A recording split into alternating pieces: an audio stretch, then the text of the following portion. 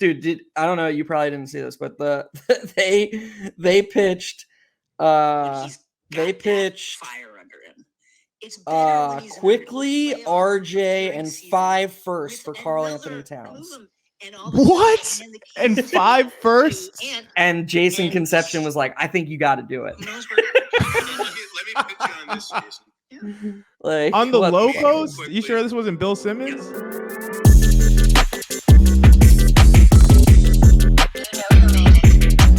This is Hot Hand Theory. This is a podcast where we talk about the NBA with a focus on the New York Knicks and break things down from an analytical perspective. I'm your co-host, XJ. He is my brilliant co-host, Geoff. Geoff, we've been waiting a while to do this. What's going on, my guy? I'm honestly so hyped and ready to go. Like you said, I mean, we've been talking about this since, I don't know, I probably sent you a DM like early in 2023, maybe in late 2022. And then we've just been tossing ideas around all summer. Just super excited to get going. Yeah, this is awesome. For sure. No, I feel the same way. I couldn't wait to do this. We're going to talk a lot of data, but it's going to be in a very accessible and like fun way from two basketball junkies. And yeah, I'm really excited to go. But I really want to just kind of jump right in. I don't want to do too much preamble. We have a lot to talk about. And I'm doing great, better than the Knicks preseason defense, at least, and which we'll get into it a little bit. But basically on this episode, we talked about, we're going to really do an off-season, preseason recap, but it should be like pretty quick. We don't want to linger too much. We want to look forward, not too much in the past. And speaking of looking forward, we're going to do a full season preview and then a preview and analysis of the first week of games. I can't believe it. We're up to real NBA games starting by the time people are listening to this, starting tomorrow. So that's great. I'm really looking forward to it. Why don't we start first, like we mentioned, with the off-season, preseason recap. Let's just tie a bow on the Knicks off-season and preseason. Like I said, we don't have to spend too much time on this, but I do want us to get out kind of a summary of our thoughts on everything that's happened before the season and before the start of the new season tomorrow. And, you know, like it's been discussed at length, the Knicks made 2 primary moves this offseason, trading Obi Toppin to Indiana and the signing of Dante DiVincenzo to a 4-year deal. So are there any like insights or specific takeaways that you want to highlight from either of those or any other moves? Yeah, I think that's the story, is the Knicks replaced Obi Toppin with Dante DiVincenzo. And I think that it was a really good move by the Knicks that some people might hear that and think, oh, he's down on Obi Toppin. He doesn't think Obi Toppin's good. No, that couldn't be further from the truth. I think Obi Toppin's a good player, a high impact player. I think especially his second year, he was a high impact per minute player. I just don't think the opportunity was ever going to be there in New York. I think that's become abundantly clear. You know, we had people talking about over 25 minutes a game before year 3, and it's just that was never going to happen under Tom Thibodeau unless an injury happened. And honestly, with Josh Hart, even if an injury did happen, like we saw it in the playoffs, even when Obi played well in the games that Randall didn't play, he eventually was just like, all right, Josh Hart, like I trust you more. And the truth of the matter is that what Obi did well didn't jibe with I just can combine jive and vibe. Didn't vibe both of those things. Yes, or mesh with what Tom Thibodeau likes.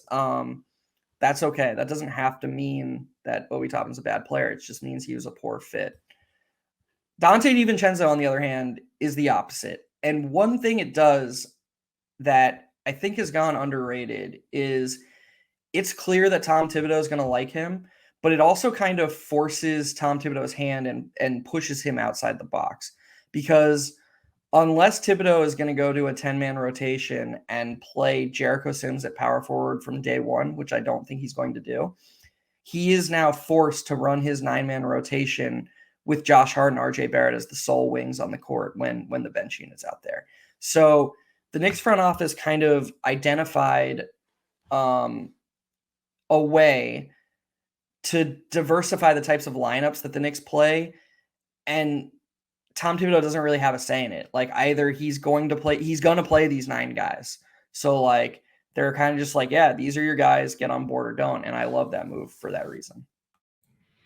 Yeah, I mean, I absolutely agree with your Obi take. I mean, this has been kind of beaten to death at this point, so I don't want to add too much to it. I think Obi's an impact player, and I think we're going to see that this year, despite some of his shortcomings that he certainly does have. But like you mentioned, DiVincenzo is a much better fit for what Tibbs wants to do, a much better fit for what the Knicks want to do. And kind of my thoughts really on the offseason blend into the preseason, because in the preseason, I think we've seen the full complement of what DiVincenzo brings. I mean, both his strengths and his weaknesses. And to be clear, there are far more strengths for DiVincenzo than weaknesses. I do think he can be a bit loose, which leads to like turnovers on bad passes or even like gambles defensively. And I don't know if people realized this before we signed him, but he's not a good finisher around the rim. Like he doesn't have this like beautiful touch, that some guys have. They get to the rim and they have this feathery touch. Like a lot of his shots kind of bounce hard off the rim, and he can kind of like slip up. Like, I don't want to say like clumsy, because he's clearly not clumsy. He's an elite like hand-eye coordination, like athletic person in the world, but it seems that way a little bit. But he's going to fight super hard on defense. He's going to create turnovers. He's going to be able to play above his size. He's going to box out and fight for rebounds. He's going to hit threes consistently. And obviously, that's a huge thing that the Knicks needed. I love your point about the fact that kind of Tibbs' hand is forced a little bit to play some like interesting lineups and rotations. And I love that, because it's just, I think Tibbs can be very creative, and it's like, you kind of just have to force him to be a little bit at sometimes. And I think we're going to see that this year. We're going to see some cool lineups, I believe, less of just kind of the same or even like pseudo hockey rotations. We're going to see some like really interesting combinations, I believe. And it's because he has like really versatile guys like DiVincenzo, who can play above his size, Grimes, who can play above his size, Hart, who can play above his size. So I think having versatile guys like that who are going to be able to hold their own defensively is going to let Tibbs like not be too locked into saying like, I need these guys on the court at all times, because his worry is going to be on the defensive end.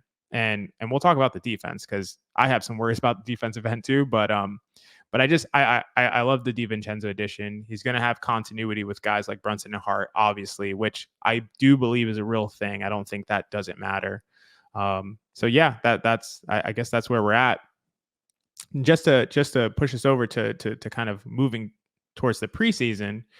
I think that the concern coming out of the final preseason game, and just preseason, like there's no real concerns, but the most recent preseason game, which was kind of a dress rehearsal, and I think Tibbs intimated as such, was the defense. And to me, I'm not worried about more worried about the Knicks defense than I already was.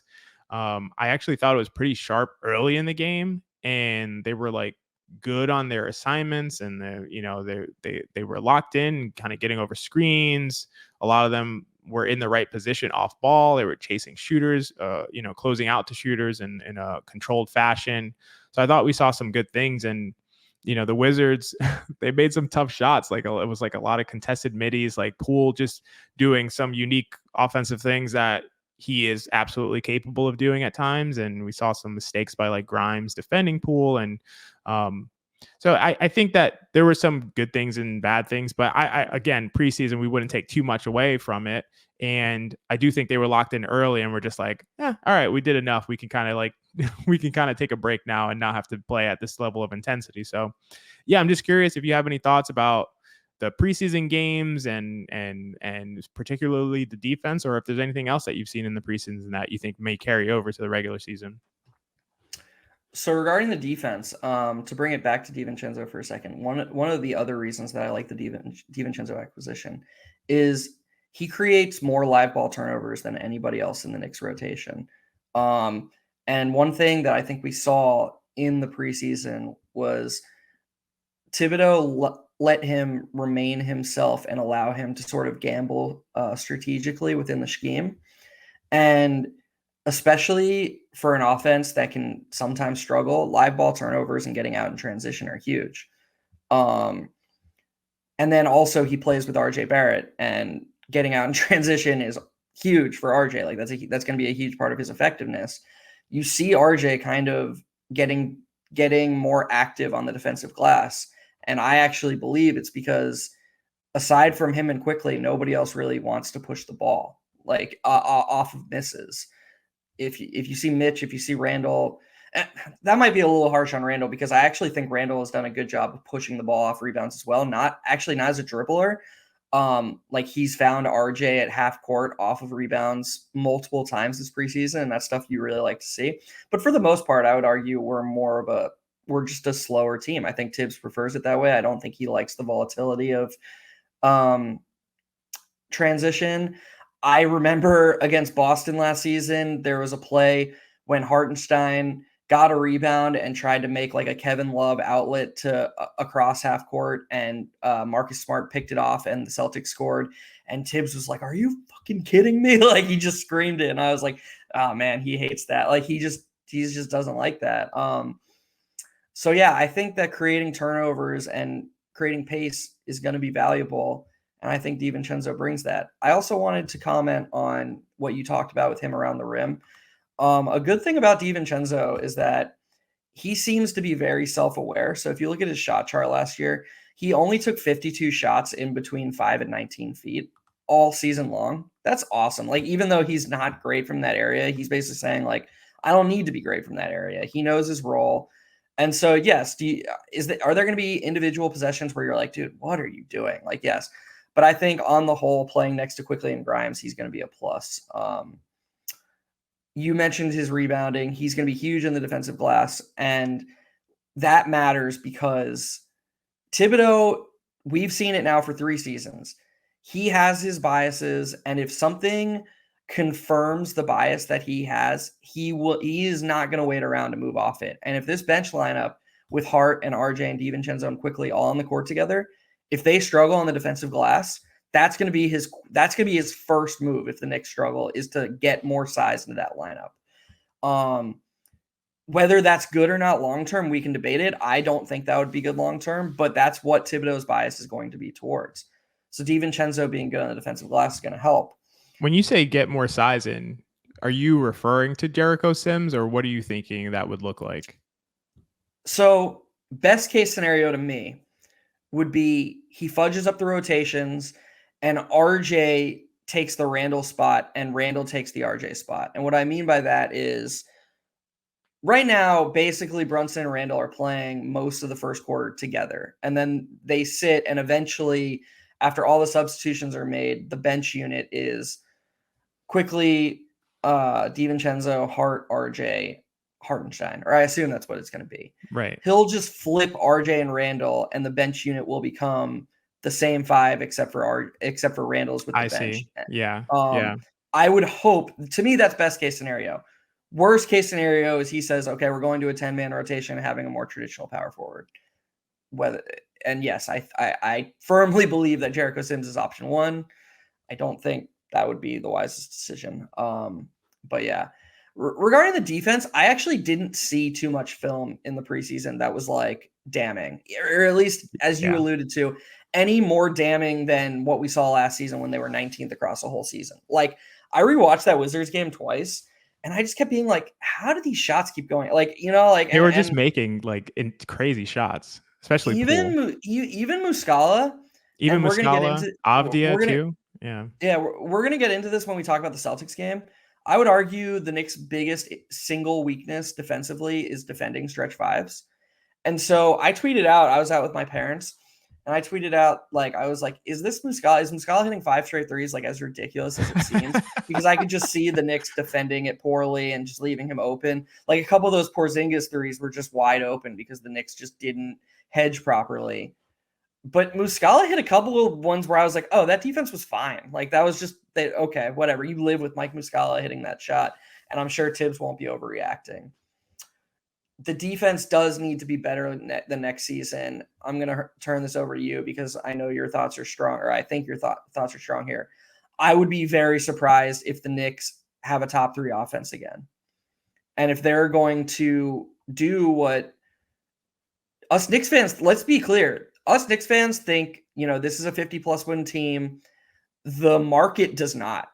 And maybe that's it. I was looking for reasons as we, start to delve into the season as a whole and what we expect from the season as a whole. Oh, with Josh Hart, they wanted a 55-win pace and they had this elite net rating. And now all their young players are a year older. We're going to see improvement. How does this team not win 50 wins? Their over-under is 45.5. The market does not like the Knicks. The market does not like the Knicks as much as we do. And as much as it may suck, we should look for reasons why that may be true. And I think reason number one is, this is the 19th best defense. The same guys who struggled on defense last season are going to play the majority of minutes again. And then we can expect regression from the offense because the league is going to catch up quick, because that's what happens in the NBA. If you're looking for reasons why the Knicks over-under is 45.5, that might be it. Biasly, I think over 45.5 is a great bet, but I don't know. What do you think?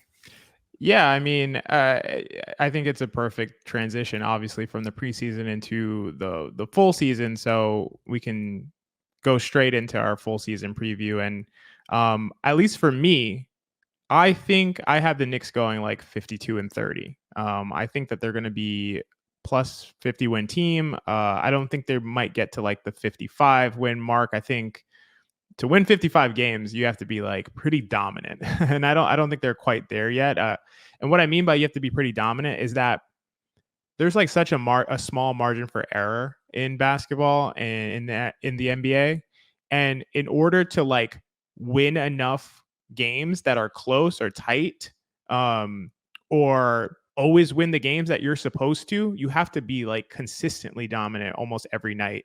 And that's why no team, even like the Celtics, I don't remember what their over under is, but it's probably around 55. Like it's not like no one's expected to win like 60 games in a season. So I think that kind of puts a cap on how good the Knicks are going to be, just because like you have to be a really dominant team to really project to win that many games. But I do agree. I think their biggest weakness is the defensive end. And I do think that probably odds makers are not as confident that that offense is replicable again for another year.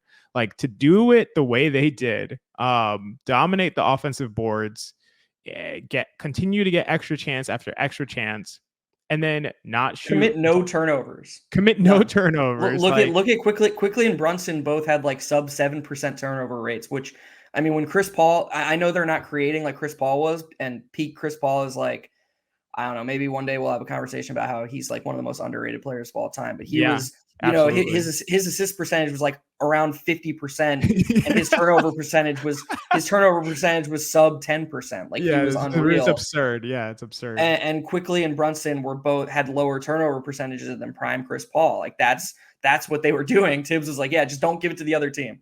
Exactly. It was just like, don't give it to the other team, and the best way to do that is to like not give it to your team either, because ball movement, while generating more efficient shots and better shot quality, can also generate turnovers.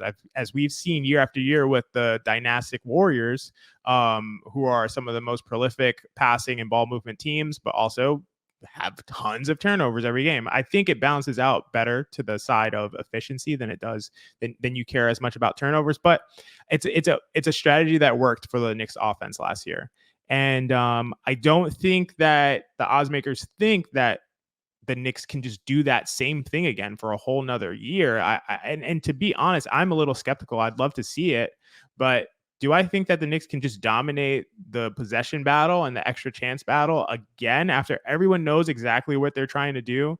And we've seen some cracks in the armor from coaches like Spoelstra, and we've seen the issues when they play, like you mentioned, Geoff, a stretch big, when Mitch has to come out and can't be around that dunker spot waiting to crash the offensive boards.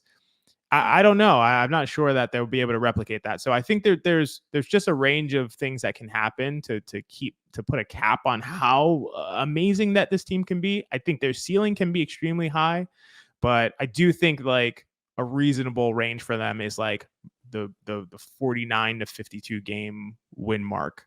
So I'm curious what you think as far as like season long expectations. I'm actually a bit higher, I think, or at least on the ceiling. I've said before, I actually think this team can win 55 to 60 games. If things go right. I mean, they need injury luck like they had last season. But I do think 60 Tibbs games. I just want to pause for the audience. 60 games. That's incredible. So yeah, I'd love to hear your thought process behind that. They just don't. If they stay healthy, and again, that's when you have a ceiling. That's you're a healthy team. Or excuse me, when you hit your ceiling, it's not like the 73 win Warriors were like struggling with injuries. They had that 5-man lineup available the whole season. But no, I don't think this is the 73 win Warriors. They won't play a bad player or even close to a bad player, which in today's league is like amazing. Yep. Like their 9-man rotation will be guys who are plus impact players. And I think they're probably the only team that can say that. Deepest team in the NBA. I don't even know who second place would be. Like I mean, we could think about it, but I don't even know who second. It's clearly the Knicks are the deepest team in the NBA. And this is the second time I'm going to mention a line for people who are listening. Obviously, this is everybody's first time listening. We're not a betting pod at all, even though people who know me know my background is gambling. But I'm going to say this because me and XJ have both talked about this off the air. The Knicks are plus 1,800 to win the East. They're plus 3,500 to get the 1 seed. That's ridiculous. That for anybody who knows like the ins and outs of this Knicks team and this head coach, they are way more likely to get the 1 seed than to win the East. Like Tom Thibodeau is going to go all out for wins this season. It's a very good team. And his shortcomings, which it's okay that he has them. It's okay to acknowledge that he has them. They poke their head in the postseason. Some poke their head in the regular season, but the ones that poke their head in the regular season relate to preparing for the playoffs. I don't really like Tom Thibodeau prepares as good as any coach does. Night in and night out, he has a game plan. He gives his guys a chance to win. If I have a complaint about Tom Thibodeau, it's like, oh man, like he's just driving this same lineup into the ground and we are not properly prepared for the playoffs. That's a conversation down the line. There's no way they should be twice as long to win, to get the 1 seed as to win the East, because like I said, this is a 60 win ceiling team and it starts with their depth. And it also stems from, they're going to get improvement from all these different players. Like I know I kind of joked about that earlier, but it's reasonable to expect improvement from pretty much every player on the roster except for Randall. And that's not even hating on Randall. It's not saying he's old. It's just he was incredibly high impact last season. It's hard to be better than he was last season. I'm curious what you think about this.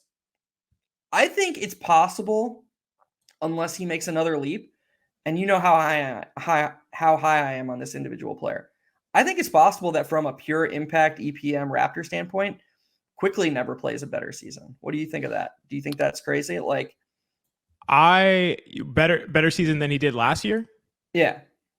No, I think that's crazy. Yeah.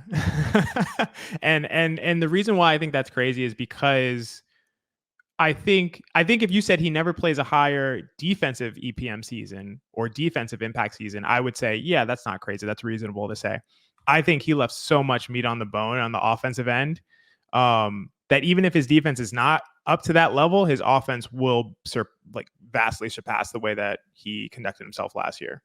To be clear, I do think he's going to get better. Like, we know Immanuel Quickley. I just meant purely from analytics impact standpoint. No, I know exactly what you mean. Yeah. I know exactly what you mean. But I think in terms of like impact metrics, like impact on the game, value provided to his team in his role, actually Quickley's first 2 seasons were both way better than his most recent season.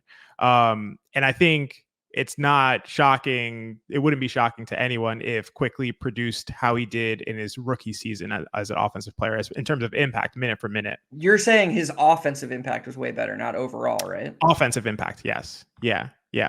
So basically what I'm trying to say is I think Quickley can maintain the level of defense that he played last year in terms of impacting the game around that extent. Now, if he never did as well in terms of like how the metrics view him, I wouldn't be shocked by that on defense, but I think he's going to come close. On offense, I think he can do a lot more. I think his shooting is going to come along. I think that people often forget that when he was drafted, his main strength was his shooting. Like, he was seen as an offensive player who can provide impact via his spacing, stretching the floor, and making shots. And he shot 37% from three last year. He shot 39% in his rookie season. I think he's a 40% three-point shooter. And I think we're going to see that again. I think the guy's 24 years old. I think we're going to see him shoot a 39, have another 39% from three season, especially as his shot selection improves. I think his ball handling is going to get better, and he'll be able to do a lot more as far as probing and getting into the paint. And I think, I hate to say this, if he were not on the Knicks for some reason at any point in his career, he is going to have an opportunity to be a more of a facilitator, which I think will increase his impact as well. Can you kind of quickly Can you delve into why you think Quickley's offensive impact was lower last season than it was the first two? Because if I'm I don't even want to say casual fan. If I'm someone who loves the NBA but only loves it to a certain point, I'm looking at basketball reference pages. I look at Immanuel Quickley's basketball reference page. I see most minutes he's ever played. I see career high true shooting percentage. I see even, delving into, some of the more flawed advanced analytics, I see career high offensive win shares. Okay, maybe that's volume based. I see, you just look across the board and you just see all these things. The assist percentage wasn't as high as 21-22. Okay, the usage was his career low actually, but turnover percentage is also around career low. So what do you think is the next step, or as you said, the meat on the bone or the low hanging fruit that he can grab? Yeah, to me, I think it's the role. I think it's the role that he was in. I think he was in a more kind of contained role on the offensive end and was used as more of a spacer. He wasn't asked to do as much, but his existence on the court meant a lot more because he was making shots at nearly a 40% clip. And that's why I think, to me, people who know me and I've had conversations with in social media, anywhere else, and on other podcasts, I care so much about shooting and spacing the floor. And I think that really, to me, is the reason why his impact was so much greater. Not so much greater, but what's greater in his first season, because even though his true shooting was worse than it was last year, his three-point shooting was much better. And I just think it comes down to that. I think it comes down to how he was spacing, how he was used. And again, when your usage goes up, it's not likely that your impact goes up, because there's just more burden on that player to be the one to create positive plays, as opposed to create things with their movement, running through screens, making cuts, just catch and shooting, right? You can make a positive impact through doing all those things. But now once you're on ball, you have a lot more opportunity to make a negative impact, right? And it's not just through turnovers, it's through your decision making. And I think Quickley did really well. Again, if we're just looking at impact, Quickley had a really great season, a top quartile impact season last year, which is excellent. It's really amazing. There's no issue with it. But I think you do have an opportunity to have a negative impact through your decision making and not making the right plays. And I think I'll let you respond to that, but I think it's a natural segue to talk about another player on the Knicks who we're curious to see what his impact is going to be this season as well. But I'll let you respond to that quickly. I just don't agree with the conclusion you drew about specifically comparing his rookie season versus his third season or last season. So Quickley shot 39% from three his rookie season, and he shot 9 threes per 36. He shot 37% from three last season, and he shot 7 threes per 36. I don't think, first of all, just right there in a vacuum, I don't think that difference is large enough to say that one season he had a higher impact on his teammates than the other season. I would bet a lot of money that if we had a way to break down how much teams closed out on him, how much they stayed attached to him off the ball, that it was pretty neutral. And then to go along with that, I would also say that, in my opinion, the difference wasn't even in him as a quality shooter. the difference is made up for by year 1, he was a rookie who was like the 6th option. And year 3, he was a primary initiator for a good team. He was drawing more attention. You could actually argue that Quickley shooting was more valuable in his 3rd season than his 1st season, because it's just easier for him playing off of Julius Randle, playing off of Alec Burks, off of Derrick Rose, off of RJ Barrett, off of all these guys to shoot 39% on mostly catch and shoots than when he's shooting more pull-ups, more off the dribble in his 3rd season. So if anything, I would argue that his gravity was higher last season. Yeah, and we've talked about this like off mic before, but I do want to say, like, so just to clarify for the audience, like impact metrics, they're really trying to assess one thing, which is causally, what is there a causal relationship between the team's performance and success when that player, when whatever player we're looking at is on the court. So it doesn't really in their role specifically on their team. So it doesn't really matter like if the player is better or worse or has more skills or fewer skills. All that matters is like when they're on the court, are they causing a better performance for the team or not? Or are they involved in causing a better performance for the team or not? So I just think that this the way that the numbers work, it's a top-down metric. So it's not looking really at like how good is his shooting, how good are his skills, how much is he on ball, how much is he off ball. Like these metrics don't really look at that. And to me, this is an argument that the shooting percentages do make a difference in terms of how teams treat you and the gravitational pull that players have on the court, even if there's like not a huge difference between the actual shooting percentages with regard to like makes and misses. I think Quickley came out of college with the reputation as a shooter. I think that teams in the minimal scouting that they probably do for rookies just said that guy's a shooter. Like that's it. That's all they know. Like he doesn't do anything well. He's not, you don't have to worry about him doing anything else besides shooting. And if that's your reputation, he's going to have more of a gravitational pull, even than if he was a more multidimensional player, even if he was a guy who can do other things. Because now teams are like, well, we're not so worried about his shooting. If we recall the previous year, his sophomore season was his worst, I believe was his worst shooting season. I need to look up the stats. I lost the page. Oh yeah, it was his worst shooting season. He shot 34.6% from 3.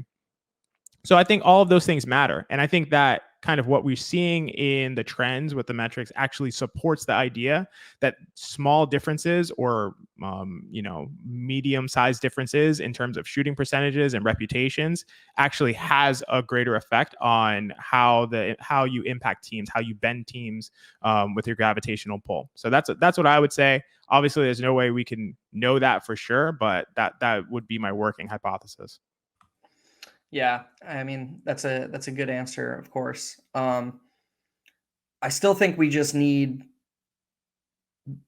I don't want to say better, but yeah, I guess I do want to say better data, because it's just very hard for me to believe that Quickley was a more impactful offensive player in year 1 than in year 3 in terms of impact on teammates. In his role, though, in his role. So right. No, I get in his role. I'm just, yeah. And we can move on off that and on to, the guy you were alluding to earlier, who is RJ Barrett, who, for whatever reason, and I'm going to present a theory, but the data and analytics, all of it just despises him. And it's pretty much despised him his whole career. That sucks. Like, you take a guy number 3 overall, you want him to be good. But also I named my freaking Twitter account after him. He's beloved in New York, everybody, you watch him, and like, for people listening, like, we saw that we all watched the playoffs with our 2 eyes. He played 11 games. He played 4 or 5, ranging from rock solid to very good. And everyone watched those games and they were like, okay, he's taken a step up from what was admittedly a poor regular season. And then you look at the on-off data and, he's once again an outlier. Like, the Knicks were plus 9.3 when he sat per 100 and tied for a team worst -3 per 100 when he was on. So they were over 12 points worse per 100 when RJ played than when he sat. Now, to be completely fair, a lot of that is tied to the minutes he shared with Josh Hart. Him and Josh Hart played like half their minutes together or something, and they lost those minutes by 14 points per 100 possessions. They were just absolutely slaughtered in those minutes. Other teams did not respect RJ and Hart at the 2 and 3, did not care about them if they were 1 or 2 passes away, and that allowed them to help off when Brunson or Randall, mostly Brunson, let's be frank, was trying to do stuff inside the paint. So here's my theory about RJ Barrett and analytics. RJ right now he's shown flashes as a defender, but on the whole, at least for last season, he wasn't a very good defender, being generous. He definitely wasn't a good passer on his drives. He passed on like 29% of his drives or something. He upped that number to 40 or 45% in the playoffs, which was encouraging. So what RJ Barrett is right now is a scorer. And he doesn't score very efficiently, despite the fact that he gets to the rim and gets into the paint as good as almost any player in the league. I'm not going to say any player in the league, but he is elite at getting 2 feet in the paint and getting to good spots. And so when you're optimizing RJ Barrett, like they tried to do in the playoffs, like we all saw, Tibbs basically said, okay, Randall doesn't have it. Quickley doesn't have it. I'm going to reduce their roles. RJ, you're our number 2 guy now. He's going to prioritize scoring. And even when he does it better than we've seen him be capable of, so like we saw him improve from the regular season to the playoffs, that's still worse than the average number 2 option. And I think that's what the impact data is trying to say. We're all relating it to, okay, RJ Barrett's playing the best basketball we've ever seen him play. But the impact data doesn't care that RJ improved on a poor regular season. What they care about is, okay, this is in his role as the number 2 option. This is the output he's putting up. And compared to other number 2 options, it's not good. Like even in the playoffs, you look at his playoffs, he wasn't super efficient. What was his true shooting in the playoff? Like 54, 55 or something like that? I think it was 55%, yeah. Yeah, so that's good, but league average for the season was 58. That probably goes down in the playoffs. Let's say league average is 56. Okay, so he's average efficiency. He's just, even though he improved, he's not creating offense at a level that a high-impact second option is. And I think that's how you have to frame it if you're trying to objectively assess what his overall impact was. Knicks fans, we're all biased. We all loved that playoff run. We're all super into the moment. And RJ Barrett was called the X Factor. And so you're already watching it through a lens of, okay, RJ's coming off kind of a shaky regular season, and oh my God, he's playing better. You're immediately going to be biased. These analytics are not biased. And I'm not saying they're perfect. I'm actually like not even saying that I think, oh, this means RJ was bad. The Knicks were. No.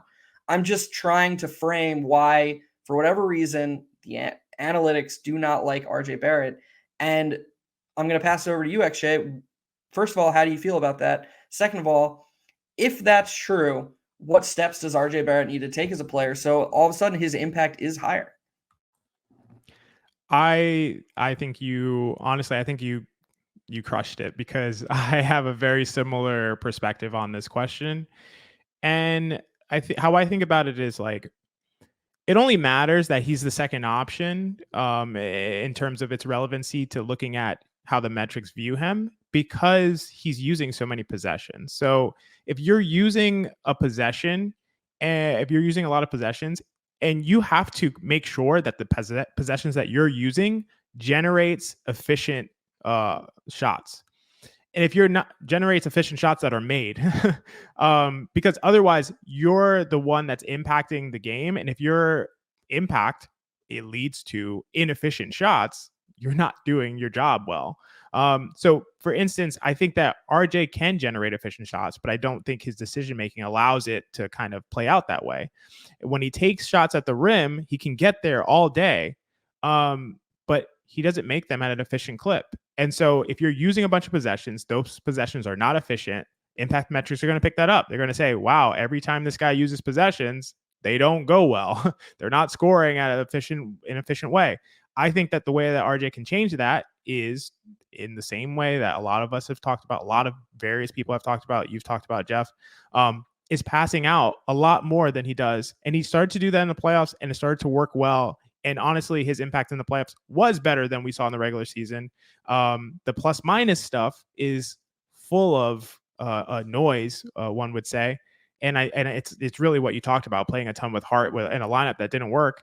And in the playoffs for the Knicks, honestly, the only players that were going to have a good plus minus are players that played a ton of minutes with Brunson, because Brunson was literally the only guy that was like elevating that team into plus minus territory. And the guy who just, they always seem to win his minutes. And Quickley, of course. The guy who led the team in on-court plus minus by having the worst playoffs ever. yeah, and Quickley, of course. Obviously, Quickley's impact on came on the defensive end, which is harder for people to notice, I think, than it is for someone who's just scoring every time very efficiently. But yes, of course, and Quickley. But I guess just like my point is that for RJ to actually be seen as a positive contributor, as a positive value guy by the impact metrics, he's going to have to be generating efficient shots with the possessions that he uses. And the only way for him to do that, if he's not going to suddenly become like a better finisher around the rim, is going to be to pass, to make better decisions and to pass to really efficient shots. And he has that capability of doing it. We saw it some in the playoffs. He just has to do it a lot more. And the funny thing is, like, the RJ that we saw in the playoffs, like you mentioned, Geoff, like comparative to his regular season, we're like, wow, this guy's amazing. But really, that should be his floor. Like his playoff performance should be like, that's what you get from RJ on a regular night, like kind of like a solid night from RJ, like it's all right. And then he can go up from that based on like making threes more often, based on finishing at the rim, drawing more fouls. Those are ways that he can ascend from that floor, but that should be the baseline. What we saw from him in the playoffs, to me, it should be RJ Barrett's floor on a day in, day out basis. And then we can see elevations on some nights when he really has it going. He's hitting his three. He's able to really attack people's hands and draw fouls. To me, that's kind of the next level. So, yeah, I just think his playoff performance in this regular season, it would be ideal if that was like his floor performance. And then we would see the impact metrics would completely swing around the other way. Yeah, I always say, before we move on, I always say RJ needs to get to a point where his floor, where scoring and shooting almost has no impact on his floor. Like, he needs to get to a place where his defense, his rebounding, and his passing rates on drives are so good and so helpful that the only thing his scoring and three-point shooting specifically do is determine how high his ceiling can be. And that's kind of, I hate framing it as these two against each other. Like, fans do it all the time. We should just love both these players as Knicks fans. But that's what Quickley has done. That's what you saw in the playoffs. Like, Quickley's floor is what you saw in the playoffs, is still a guy who can help you because his defense is that good. Because, oh crap, I don't have it on offense. Okay, I can still run around and set screens and people will still pay attention to me off the ball. Like, I'm not saying he was a positive offensively. He was a negative offensively, but it wasn't as bad as maybe what a compilation film would look like.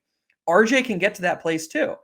Now, you could actually make the argument that he has an even higher ceiling because positional value.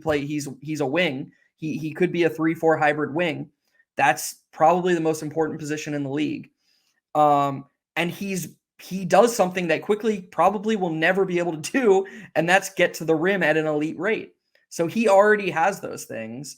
And if he just starts profiling shot profile, pass distribution, overall defensive impact, if these things that we've seen him do in flashes, if they become more consistent, it almost doesn't really matter if he's a 32 or a 36% three-point shooter. That will only dictate his ceiling. So I largely agree with this. I do not see him becoming like that high impact defensive player. And a lot of it has to do with just like instincts and attention to detail and the ability to just like have unrelenting focus when you're not really you don't feel like you're involved in the play. And those are things that I think are really difficult to like teach and learn. Like Quickley did do that, which is I think one of the reasons why I like respect him so much as a player. It's like incredible that he came in with his weakness, or came in from college with his weakness being seen as like defense, and then now that's like his strength, and he's one of the best off-ball defensive players in the NBA. I think that's incredible. I don't think we'll see that happen for a lot of players. I don't think we'll see that happen for RJ, but I do think on the offensive end, he can be like at his floor, like a positive impact player. And it's just going to come down to that decision making. But the last thing I want to talk about this before we kind of switch gears and just go to like single game analyses of the games coming up this season is on this same topic. Like I just said, my belief that I don't think RJ is ever going to become like a really strong impact defensive player. I think he can get to like about neutral to a little bit better, but potentially as a ceiling. Do you think there would be some validity to the idea of Josh Hart starting and RJ coming off the bench? And the reason I ask that is because I just think Brunson needs better defenders with him in the starting unit. They have enough creation, in my opinion, between Brunson and Randall. And we saw in the playoffs, for instance, Brunson almost provides enough creation on his own.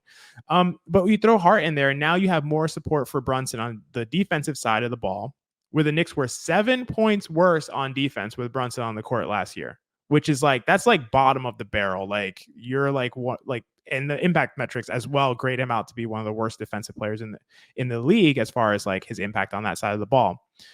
And in lineups with Brunson and Hart on the court together, it was a small sample size, but the defense is much more passable, kind of like mid-range in the NBA, and they crushed it offensively. So I don't know. I just think there could be some merit to RJ actually coming off the ball, being the focal point of the second unit as far as like the offensive engine, and Hart just working better as a defensive support for Brunson in the starting unit, because defense, I think, really has been their issue, but they have so many good defenders that it doesn't feel like it should be. So I'm just curious of your thoughts on that. So there's not enough data to, be super confident. The lineup that you're suggesting only played 37 minutes last season. They did win those 37 minutes by over 20 points per 100, which is hilarious. And the defense with Hart and RJ's spot was 8 points per 100 better. But again, small sample, lots of noise. Yeah. So here's what I'll say. And this isn't going to be super analytical, but whatever. That has merit. It actually wouldn't surprise me if that 5-man unit is better. Like, actually, it wouldn't surprise me also if Quickley and Grimes' spot is better. It wouldn't, with Hart is what I'm saying. Like, Quickley plus Hart, and then the Mitch, Randall, Brunson.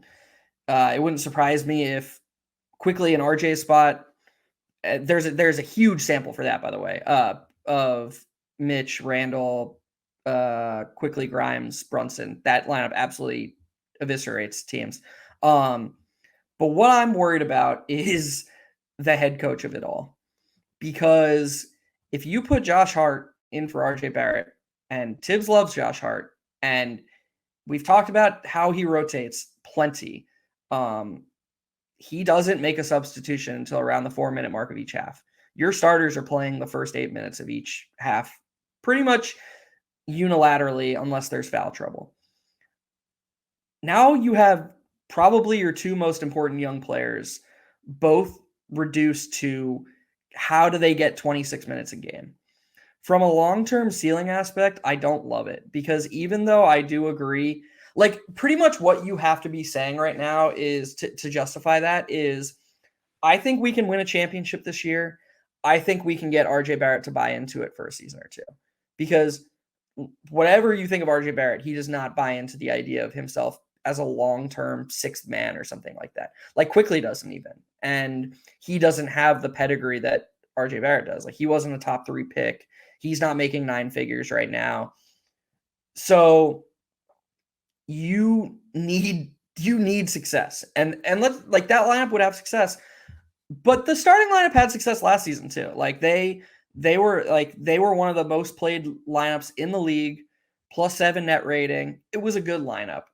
I just don't think you can justify it from an intangible aspect, from a locker room aspect. I don't know how you could get RJ Barrett to buy into that. And then just thinking, even if you were like playing NBA 2K and it was totally emotionless, I'm not sure long term it's the best decision. I think it would hurt RJ's trade value if that's the direction you're looking to go in. And he definitely has a higher ceiling than Josh Hart. So I think that you want to capture that. And your goal, even if your goal is to win a championship, which to be clear, the Knicks, that should be their goal, RJ Barrett hitting his ceiling has to be a part of that journey. And I think he's less likely to hit his ceiling coming off the bench. I think that's a super thoughtful and quite accurate response as far as like all the points that you hit. Like I think that's probably right. And really the reasons why what you said are probably why it will never happen. But at the same time, I do think this is probably, in my opinion, why RJ is the name mentioned most often in trade rumors, because I do think that would be the only part I disagree with you on is like in 2K with this, like, where there were no emotions involved and you can just move players wherever you want. Would this be the better option? I do think it would be the better option, like even long term. I think the skill sets just mesh together better. I think RJ kind of like being in a role where he is more of the alpha usage guy, where I think he'd be actually more willing to play make and kick out and make passes, because he knows he's going to get his. And I think when he's in the starting unit with Brunson and Randall, it's like they're going to take a bunch of shots. I need to take a bunch of shots because this is the only way I'm going to score. Like I see, like I think as in the second unit, he's going to think, well, I'm happy to kick out and dish because I can get my shots whenever I want.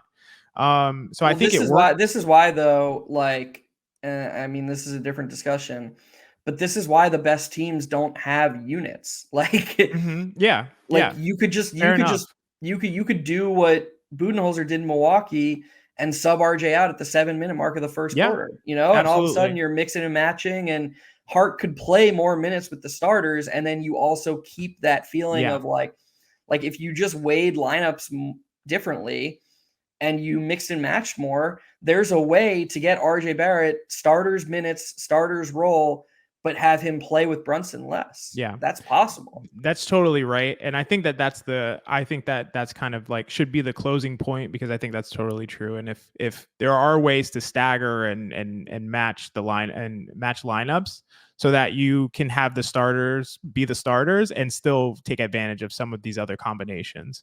And I'm not going to say we probably won't see it this year, but it would be nice to see that eventually if all these guys are here long term. So yeah, let's switch gears into our last conversation topic, which is really just talking about the first 3 games of the season. I mean, this is it. We're here. We're at the regular season. Here on Hot Hand Theory, we're gonna break down the upcoming games. We're gonna recap the previous games and then break down the upcoming games every week. So this is our first time doing it. Let's go ahead and go forward. Let's talk about game 1. Celtics at the Knicks, starting the season with a new look Celtics with Holiday and Kristaps Porzingis.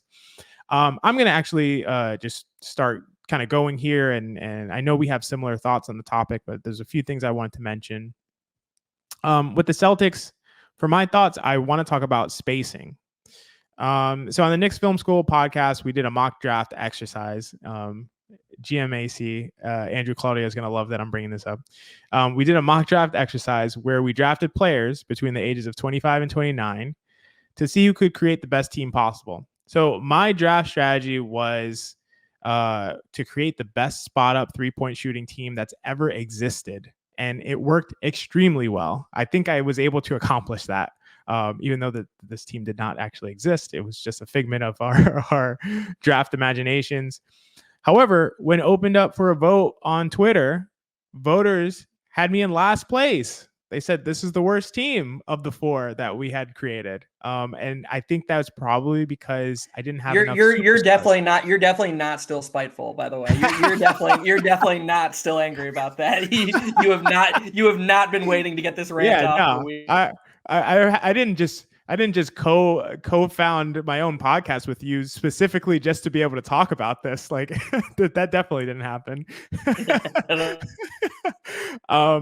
No, but yes, I think to me, what it shined a light on is that in a general sense, among other things, it showed me that there's just an unappreciation of the value of spacing. Like I think that spacing and gravity, or gravity meaning how much off-ball players draw defenders towards them on the offensive end, these are the most important factors to me in professional basketball. Like one of, if not the most important factors. And it can turn a defense that is, a team defense. Everybody talks about defense being a team concept and you have to be on a string and work together. It turns a defense from a team almost into individuals trying to play defense, because and it makes the court smaller, or bigger, I should say, and it makes everyone on the court better. So if you have elite shooters on the court, the defense is going to have a much tougher time sagging into the paint to provide help. And of course, defenses want to sag into the paint to protect the most valuable shot, which are shots at the rim. But what do they have to do that? They have to give up clean looks for the second most valuable shot, which is an open three from a high-level shooter. So that extra couple feet, towards the shooter that off-ball defenders need to be, means that they're going to be slower to be able to help drivers. They're going to be slower to be able to make rotations. They have to further to go. Thus, everyone on the court is getting higher efficiency shots, higher value shots. Now, why did I go on this rant? Because it relates to the Celtics. The Celtics have loaded up their teams with shooters. And Joe Mazzulla's philosophy is literally to put up threes. There are no reluctant shooters on the court. Last year, the Celtics led the league in three-point attempts. It was 3-point attempts per 100 possessions. It was 42.3 per 100. So for reference, the Knicks also shot a ton of threes, but took 6 fewer threes per 100. Now, the Celtics have even better shooters than they had last year, including shooters at all positions, 1 through 5. They're playing my dream 5-out scenario with Porzingis and Horford as their two bigs. We're talking Holiday, Peyton Pritchard, Jaylen Brown, Derek White, Jason Tatum, even Sam Hauser, Porzingis and Horford are all either good or elite shooters in the league. So this is going to be a test for the Knicks. I think they're going to have to absolutely dominate the offensive boards to have a chance to beat the Celtics. Or just, pray that they get extremely poor, shooting luck for the Celtics that night. I think it's an extremely tough matchup. I have the Celtics as the best team in the East. I think this is going to be a proof of concept year for the value of spacing, and that spacing changes based on the types of shooters that you have out on the court. So we'll see, but I'm excited for the game. I'm excited that it's at MSG, and it's going to be a great first test for the Knicks. So I'm curious your thoughts on that, Geoff. The Celtics are going to test Knicks fans' willpower, because Tibbs is great at figuring stuff out. The one thing we've always struggled with him in 3 seasons is stretch fives. And look, this is a totally different conversation, but I've never been a fan of matching high-end talent with volatility. I actually think that the great team should be trying to reduce variance.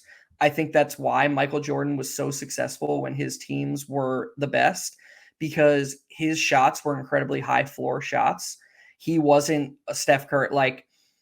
If you're a great team, but you're reliant on the volatility of threes, you're more likely to get upset. It's harder for you to put together 4 consecutive high floor series in a postseason setting than it is if you're Michael Jordan and you're shooting 50% from 2. You're scoring half the time, so no, maybe your ceiling isn't as high, but that doesn't really a ceiling doesn't really matter as much, because you don't get extra points for winning playoff games by more. You get points for winning the games. And so what the Celtics are going to do this season, there are going to be stretches when they just look nuclear against the Knicks, because they bring the Knicks kryptonite and they they are packaging him with 4 other guys who are going to be able to shoot and are going to be willing shooters. So, I mean, we saw it in the last preseason game. We saw it. I mean, I know it was the Knicks backups, but let's be frank. It was the Knicks backups, but it was a better defensive lineup than what the Knicks starting lineup is going to be. It was Deuce McBride. It was Mitchell Robinson. It was Quentin Grimes. It was Dante DiVincenzo. All those guys are plus defenders. Like peak defensive lineup. Yeah. It was like the Knicks' best defensive, the best defense they could throw out there. And the Celtics torched them. They did whatever they wanted. And that's going to happen this season. I'm a little less sold on their ceiling and from a team success standpoint because, again, to bring it back to my point, I just don't believe in high volatility great teams. I think you need to pair it with something more, a foundation that's more consistently sustainable. And so even though that 73 win Warriors team didn't win the championship, and even though they were pushed to the brink in 7 in the Western Conference Finals against the Thunder, and then they eventually lost in 7 to the Cavs, the reason that they ended up winning 3 championships in 4 seasons, the reason that they were consistently successful is because their foundation, even though they're known as the 3-point, light years ahead offense, they had defense. That was what they brought every single season. They were an elite defense led by Draymond Green. That is why Impact Stats love Draymond Green. People think he's a joke. People, he looks like he's holding a backpack when he shoots, and he averages 8 points a game. How good could he really be? He does look like he has a backpack on when he shoots, though. That's wild. He was the second most important player to that dynasty, second and a half if you want to include the Kevin Durant 3, the 3 years Durant was there. Obviously, he's not more important than Kevin Durant was, but people put him in conversations with Klay Thompson as if they're no. Draymond Green is a tier above Klay Thompson, and it's because he was the anchor of that defense. So to me, the Celtics season is going to come down to how consistently they can defend. And Kristaps Porzingis was a good defender last season. He had a great rim protecting season last year. In fact, EPM loved him. They put him in the same tier as Robert Williams, which Robert Williams was in Defensive Player of the Year conversations. Like, everyone loves Robert Williams. And they're basically saying that, you're getting like 90% of Robert Williams defensively, and now he can shoot threes. That's insane. Like, the Celtics are scary. I'm not downplaying the Celtics. But if they win a championship, if they win the East, they're either one, going to get high-end shooting luck and just go nuclear from 3 consistently, which is much harder to depend on, or they're going to build a defensive foundation around Drew Holiday on the perimeter, consistent defense from Jaylen Brown and Jason Tatum on the wings, and Kristaps Porzingis is going to stay healthy and protect the rim to a degree that Robert Williams was able to last season. That's what I think of the Celtics this season. Yeah, I just to close the loop, because I agree with most of what you said. I think that volatility, like shooting volatility, is a really complicated thing. I think that 3-point shooting volatility actually reduces when you're getting open 3-point shots. And it's always going to be volatile to some extent. These are long range threes that we're talking about. Guys, the kind of the variance of makes is going to change from game to game. And we see guys like Quickley go through these streaks where he'll be hot for a few games, shoot like 60% from 3 over the course of 5 games, and then shoot like 10% from 3 over the next 5 games. Like, it's like, that's the volatility that we're talking about. But it really depends on the kind of threes that you're getting. There's always going to be some volatility, but if you're getting open threes consistently, generally we don't see as big of swings in terms of makes and misses. So I think the Celtics are always going to get a ton of open threes just because they're all excellent shooters and the court's going to be spaced. Not only that, they have guys who can get to the rim when they really need to. Although Tatum can be a little sketchy with finishing at times, he can get there, and so can Brown. So I hear that concern, but I really think the thing that I agree with you the most on is that the sample size is going to kind of determine what we see from the team. So what I mean by that is the Celtics, I think, are going to be a regular season powerhouse as long as they're healthy, because all that matters is that we have an 82 game sample that we're talking about. And over the course of that sample, guys are going to shoot their percentages. All of these guys that I mentioned are going to shoot at least league average from three, and some of them are going to shoot 40% from three. So we're going to see that balance out over the course of a season. Now, in a short series, they could all go cold. Who knows? That can obviously happen over the course of 4 to 7 games. So I'm not sure. I'm not saying they're going to win the title. I think, I mean, I would have the Bucks right now as far as like who's going to win the title, but it's between the Bucks and the Nuggets to me. And I have the Celtics on the outside looking in, but I do think as far as the regular season, health provided, the Celtics are going to be the top dog in the regular season to me, just based on that large sample size and just seeing guys hit their numbers. I think they're going to win a ton of games. So do you want to say something? I'm just going to say something maybe a little crazy.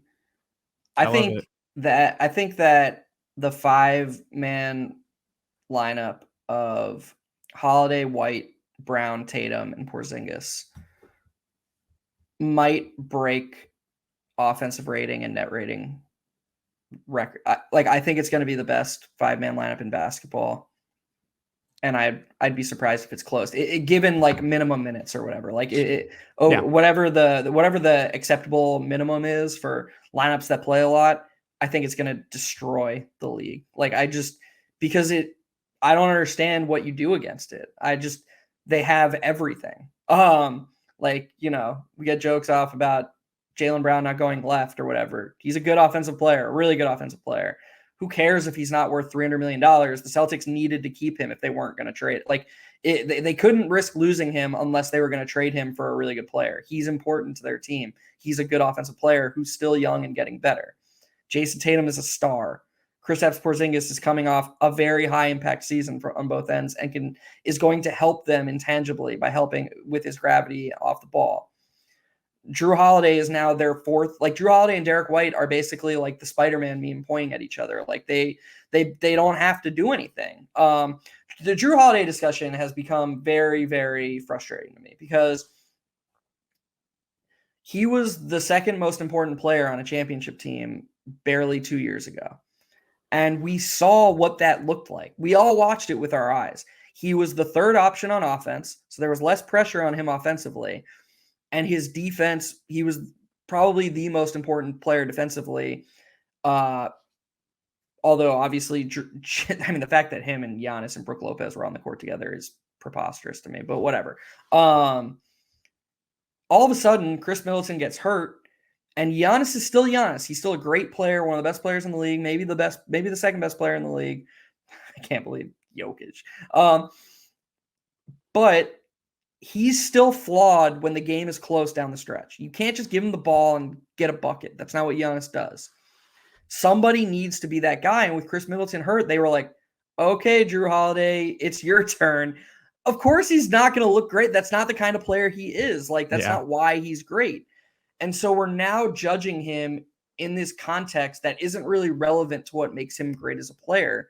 He's about to return to that context. He's going to be, assuming he doesn't fall off a cliff athletically, or there's not because he is older, he's 33 years old, assuming he's able to be the quality basketball player he was the last few years, his impact is going to return to being as high as it's ever been because the context of his role has now reverted to what is optimal for him. So he's going to be an incredibly important player to the Celtics.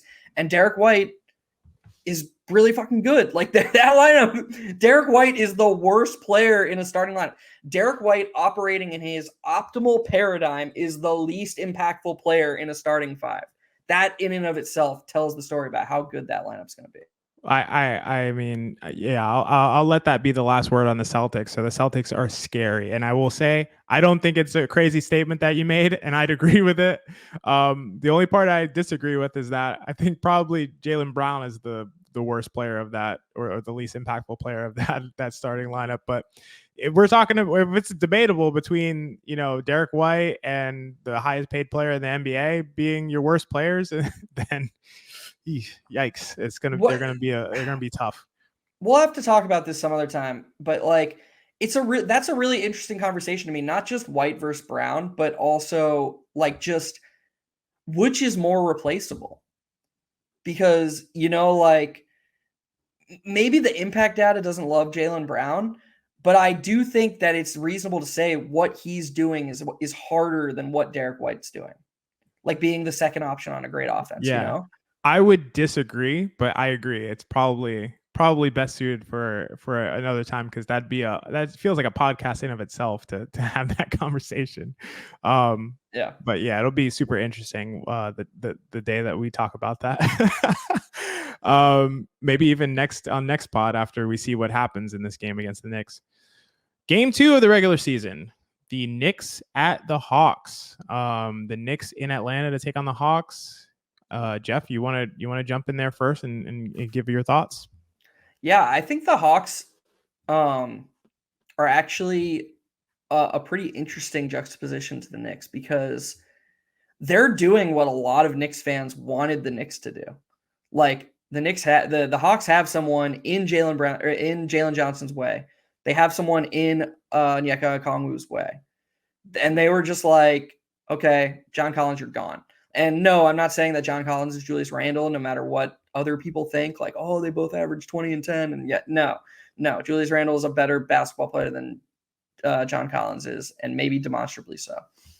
But the Hawks are, like, it would have been very easy for the Hawks to say, no, we have Trae Young. We just signed DeJounte Murray.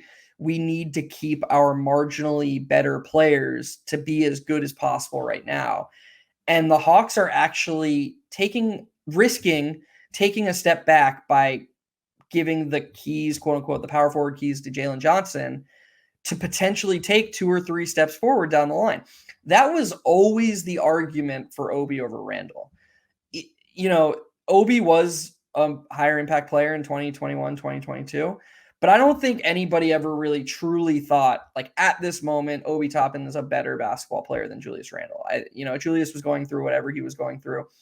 The argument was always, is it worth it to take a step back and see if Obi Toppin, from a team impact standpoint, has a higher ceiling down the line?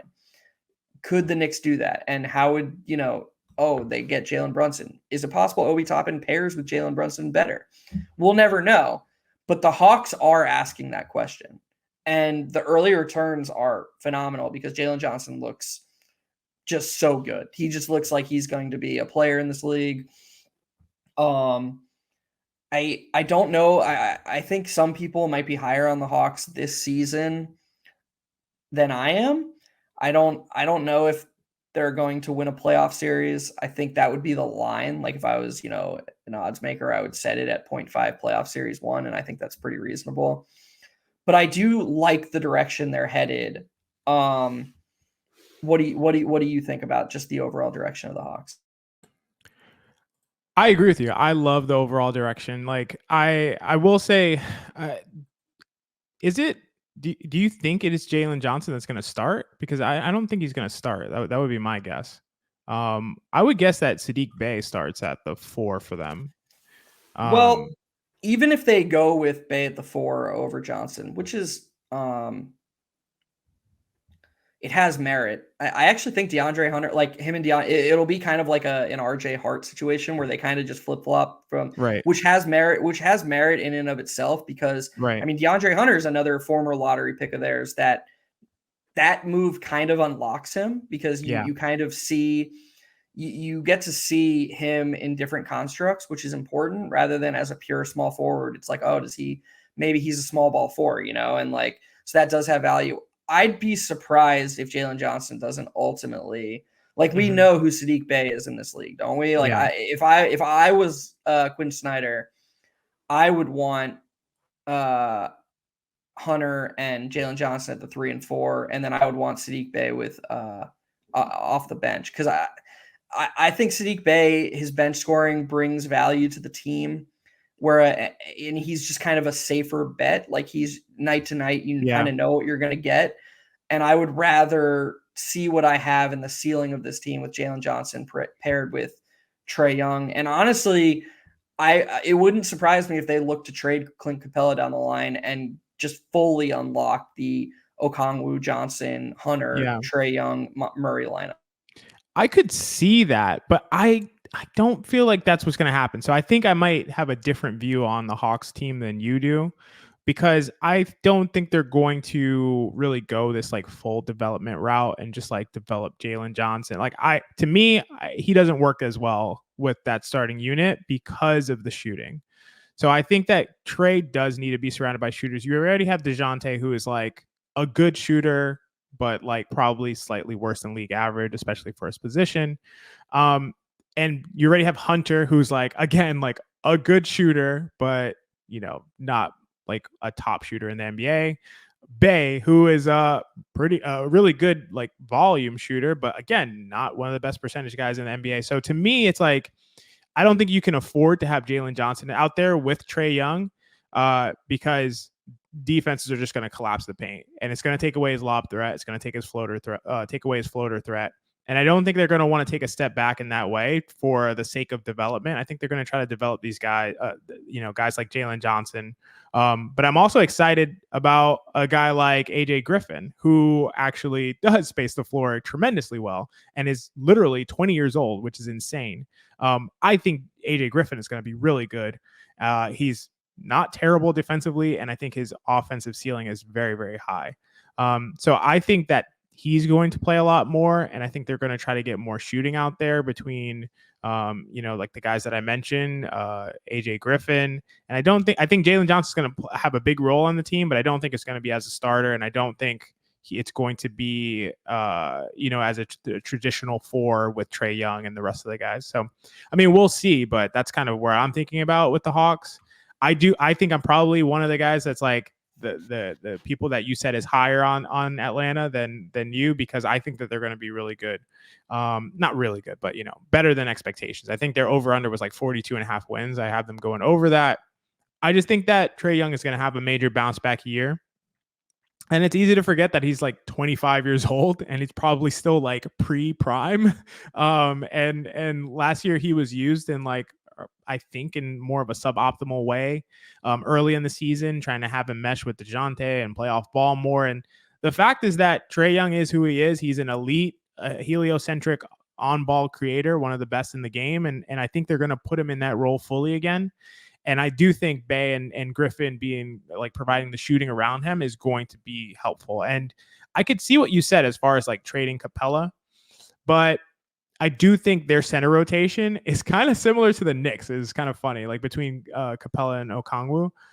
These guys are both nightmares on the boards, like especially on the offensive rebounding end, with Trae collapsing the paint and drawing a big. So I do think like this is going to be a really interesting test for the Knicks to match up against two centers that are so similar to the Knicks two centers in terms of like what they try to do with them. And I think they're going to surprise a lot of people. And it'll be interesting to see how the Knicks deal with Murray, who, I think took a sizable step backwards last year, trying to figure out how to play off ball. And both him and Trae try to figure out how to play off ball, and both didn't do it well.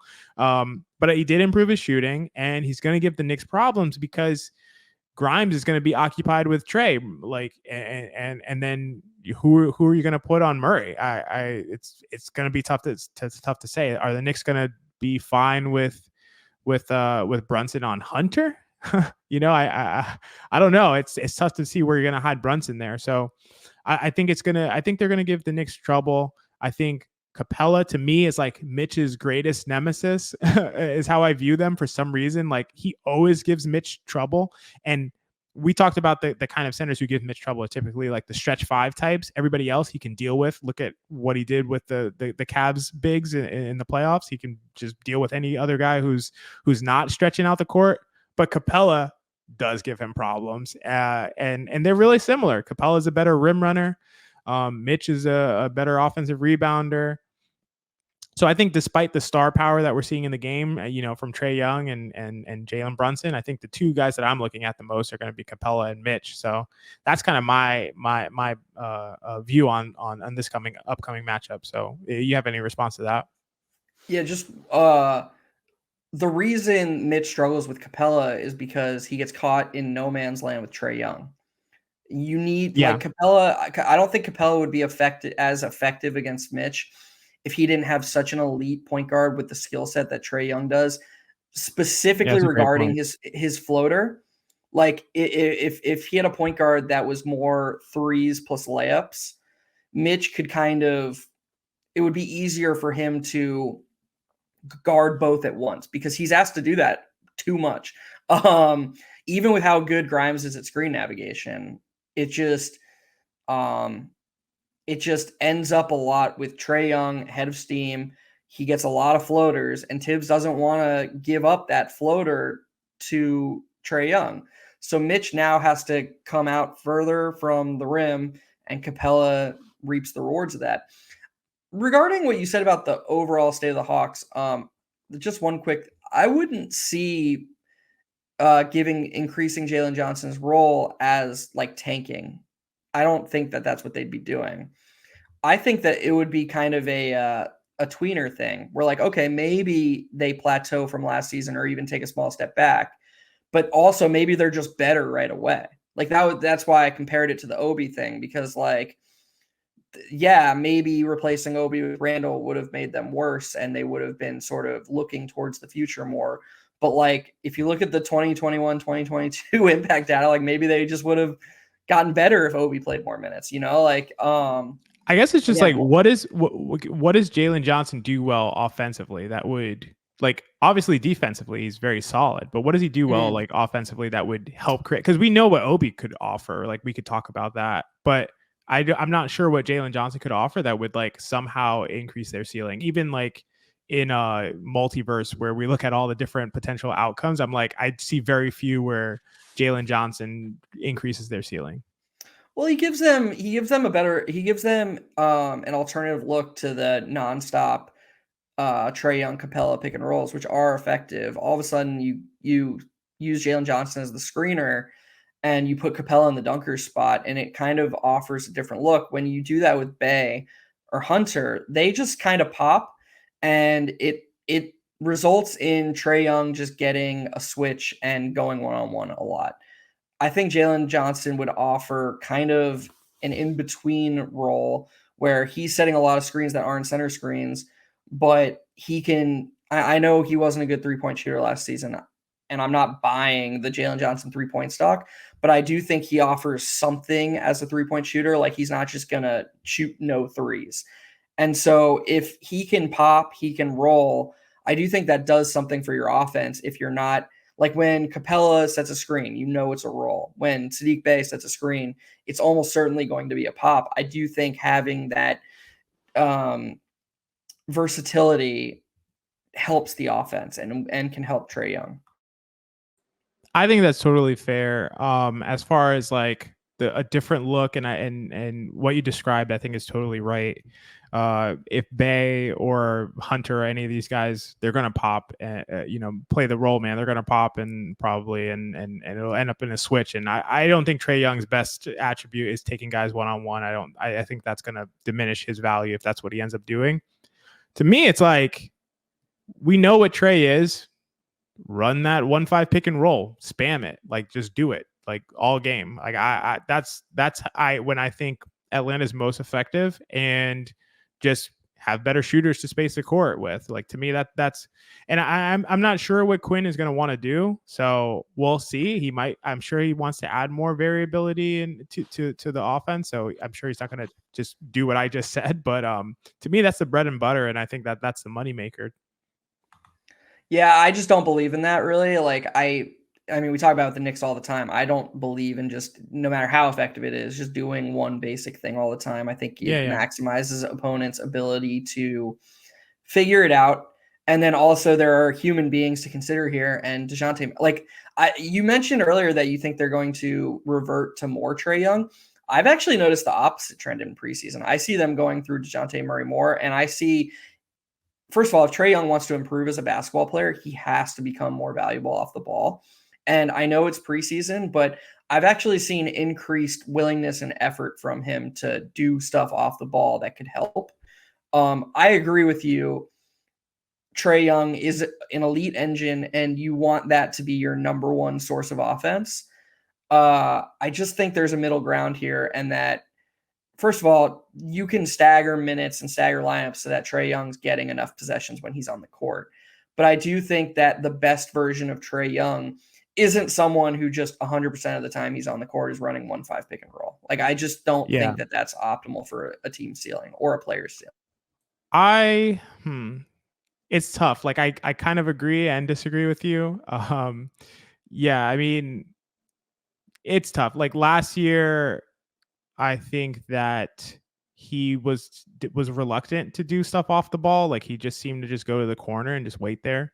I haven't watched them a ton in the preseason this year, so it's interesting that you're seeing them have Trae Young do more stuff off the ball. So I do think that he can definitely reach like higher heights if he is willing to do that and take a leaf out of the Steph Curry playbook. Last year he wasn't a very good catch and shoot 3-point shooter. The year before he was amazing. So if he can do stuff off the ball and provide gravity, and then, obviously they stagger DeJounte and Trae so that they can both like run the show for a lot of the game, that definitely will increase the Hawks ceiling. But I just think that like we've seen like that Trae Young just kind of like be the heliocentric engine, and that like we've seen him be like an amazing elite, like one of the best offensive players in the NBA, and honestly, like even in 2022 or in 2020, one of the best offensive players in the last several years in terms of like his ability to impact the offense. So I do think we saw it, and then the conversation was, okay, we need to get him help, and take a lesson from Luka Doncic. We're going to be saying Luka needs help for the rest of his career if he never changes the way he plays. Yeah, that's totally true. And he is, every single player on his team is going to be a role player and not good enough unless he evolves as a player. And we now have multiple players becoming legit stars after leaving Luka who weren't good enough as teammates, who were like, like we need a true star. And like, sure, Kyrie Irving is going to find a way to get his hands on the ball, but they're just going to play your turn, my turn. And we're going to, like, unless Luka actually commits to, I don't know, becoming a screener and setting screens for, like, I don't know, watch the possessions that Luka doesn't have the ball in his hands. They're ridiculous. Like, it's just, he just stands there. He refuses to shoot off the catch. I've never seen somebody so consistently have an open three off the catch and need to like dribble left and step back. Like, it's insane to watch.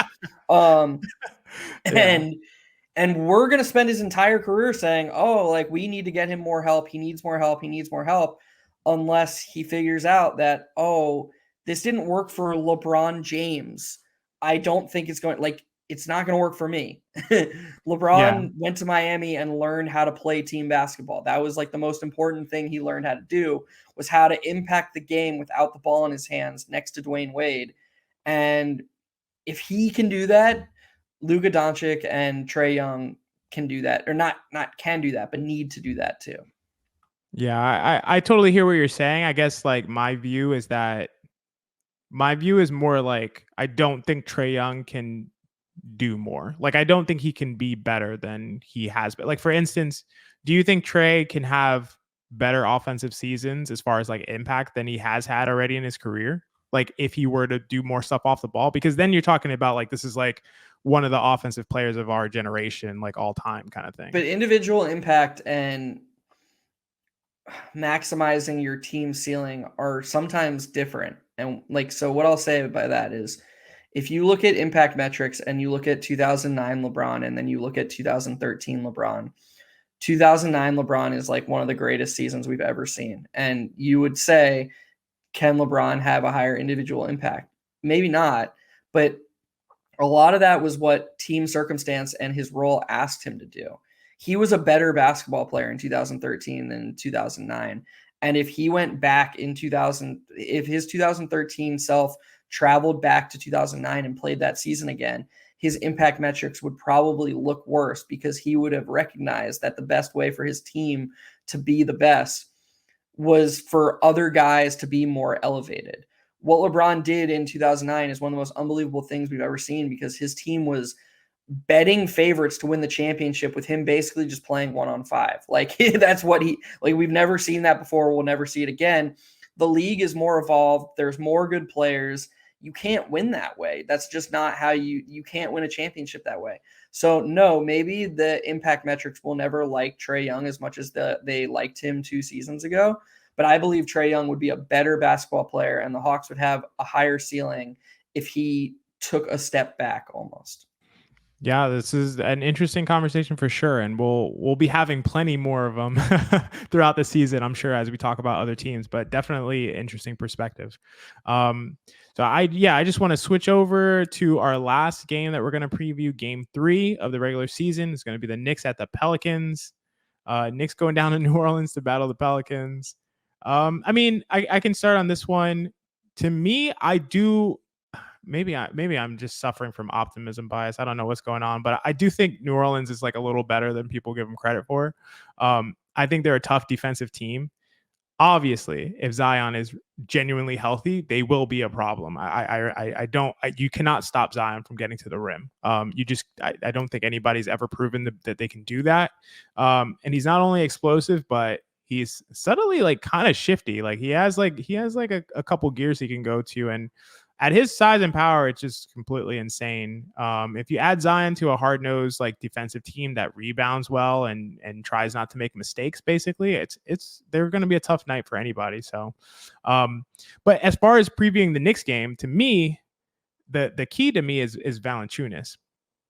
So first of all, Valanciunas can space the floor. Like not only is he a legit offensive issue like on the block, but he has shot around or better than league average on low volume, but threes for his entire career. And then his real strength, obviously, which we saw on full display during the FIBA World Cup this summer, is probably the best rebounder in the game. Besides a guy like, a specialist like Andre Drummond, who doesn't play like real minutes. But as far as like, his percentages, Valanciunas' like rebounding percentages, they would suggest he's the best rebounder in the game. I don't think that's all that it comes down to. Like it's about boxing out and making sure that your team gets rebounds that they wouldn't have otherwise were you not on the court. But we saw in the World Cup, this guy is going to get rebounds. Like somewhere or somehow he's going to box out. He's going to get rebounds. I think this is another huge test for Mitch in the Knicks to work on the Knicks work on the offensive boards. Valanciunas does not allow offensive rebounds. He does not allow offensive rebounds. Like he just, the Pelicans have been a top defensive rebounding team since he's been there. And here, this is just a game where I think the Knicks are going to have to be efficient on offense instead of just relying on, extra chances on the offensive end. So, that's one thought. And then just my other thought is that I think the Knicks can exploit CJ McCollum. I think they're going to try to hide him on Grimes, and we are going to need Grimes to be in attack mode and make them pay, not only by hitting shots, but to show us what he can do attacking closeouts, because people always talk about the shooting, but Grimes can attack closeouts. He's an amazing finisher. Like this dude really shot, I'm looking at it right now. He shot 70% from the rim last year. And, that's the 97th percentile for guards. Like obviously it's on low volume. It's not like he's getting like lobs and transition buckets. I mean, he was getting some transition buckets, but not like all of it. He can genuinely finish at the rim. Like we've seen him finish contested shots at the rim, and he's reliable at finishing at the rim. Of course, he's not going to like dunk over you or anything like that, but he's reliable at finishing at the rim. So I'm looking for him to attack closeouts, and kick out or make the interior pass that he loves doing. He loves making those interior passes when he collapses, or to just finish at the rim. So to me, it's like the player to look out for against the Pelicans on the offensive end is Grimes, and on the defensive end is really to worry about to see how Mitch holds up as far as like rebounding. The at New Orleans game is going to just be special to me for a long time, because this is just a quick anecdote. Nobody got to play the World Series of Poker in 2020 because of COVID. And then in 2021, it was postponed until the winter.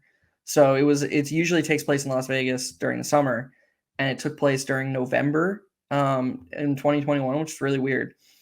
And I was so excited to be back. Like I hadn't played poker in over 2 years. I don't really play full time anymore. So the World Series is pretty much the only chance I get to play poker, see old friends, reconnect with people. And I sat down at the table and had like literally like pregame jitters. Like I was just like, oh man, we're back in the arena, yada yada. And then RJ Barrett had the best game of his career, and I just sat there and watched on my phone at New Orleans. It was the same day that I played my first event. And I like literally sat down at the table and I was like talking to everybody. And then for 2 hours, I was just consumed by this Knicks Pelicans random regular season game in 2021, 2022. And for people who don't remember, RJ didn't just put up good numbers. He was like hitting step back threes. He was walking into threes off of screens. It was like we were watching a leap right there. And it felt like, holy shit, is this going to happen all season? Like, is this what, because it was still early in the season and it was like, oh my God, like this, it's finally happening, you know? And I'll just always remember that feeling. Nobody cared. I mean, that's as, you know, anecdotal as I'll get. This matchup specifically, you hit the nail on the head on a lot of things. I do want to push back a little bit again about the Valanciunas part. I agree that he is like, from a body standpoint, like just someone who's huge and like maybe kind of offers something that could bother Mitch. He was bad last season, like really bad. If you just what do you mean overall, or you mean against the Knicks? No, just like his impact overall last season was not good in any sense. Yeah. I mean, which was an outlier. It was an outlier year for him, but yeah. Okay. Right. Yeah. He's also older, so he could just be, you know, getting worse. I guess, look, I'm open to the idea that Jonas is just massive and that's gonna block Mitch's path to offensive rebounds and that's gonna hurt the Knicks offense. I think that's sound analysis. I also just wouldn't go into this game being like, if we can't stop Jonas Valanciunas from getting us off the boards, like if we can't beat Jonas Valanciunas, I worry about other things with regards to the Knicks, I guess is what I'm trying to say. I just don't know what the Pelicans are doing. Like I look at this roster and I look at this team, and everyone always likes to joke about how the Knicks are in purgatory, which is the weirdest thing ever, because if you just put the facts of the Knicks roster and nothing else, like if you just put the Thunder on the jerseys, everyone would just be like, oh my God, Sam Presti's a genius. Second round with the youngest playoff roster. Oh my God, like this, all these draft picks. They have all their draft picks. Like it would just be, but it's the Knicks, so people are like, oh yeah, they're in purgatory. They can't win a championship this year. Listen, that's so true. Like what you just said is so true. Like if Sam Presti was the GM and it was like in a small market, it would be like they're crushing it. Like look at they're already a 50+ win team. And they have all their picks. It's ridiculous. And they have young players that are still developing. They haven't even met their ceiling yet. They could go any which way and reach an unbelievable height. But because it's the Knicks, it's like, what are they doing? They're in purgatory. That's such a great point. It's silly. Gotta trade for Karl Anthony Towns. Five firsts, Immanuel Quickley and RJ Barrett. Gotta do that because we're in purgatory. What the fuck, man? God. Silly. But I really don't know what the Pelicans are doing. And this just highlights like how stupid it is, because everybody talks about how great David Griffin is.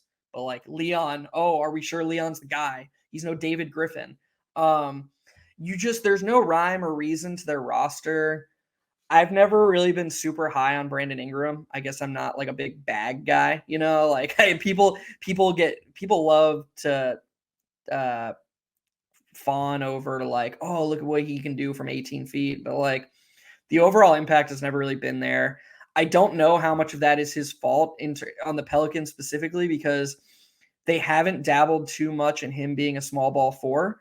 Like I could actually see in the right scenario him having a 2012-2013 Melo season, because he's actually a better passer than Melo was in that season, and he's an incredibly skilled offensive player. So if you put, you know, everybody loves to talk about Dyson Daniels, and it's just another area where people, God, I could rant about how biased people are against the Knicks. So if Dyson Daniels was on the Knicks, do you know how big a joke the idea that he's this great young player would be? Nobody would talk about it. But him and Trey Murphy, like if you put him, Trey Murphy, and I guess they don't really have much. I mean, they have McCollum. I don't love the McCollum fit, you know, that's kind of what I'm talking about. But I guess like if they ran a lineup of like McCollum, Trey Murphy, Daniels, Ingram, and a rim protecting center, I think that Ingram could be unlocked in a way that I don't think he's been allowed to be in New Orleans. I want to say also about Ingram is like, I know we're obviously in 2023 and we got, Josh Hart's going to be playing the 4 and RJ Barrett's going to be playing the 4. And I love it. I'm obviously all about it.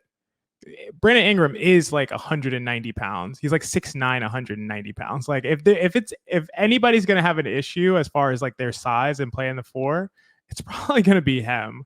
So I don't know. Maybe that's why they haven't explored it, but I think it's worth a shot. I agree with you.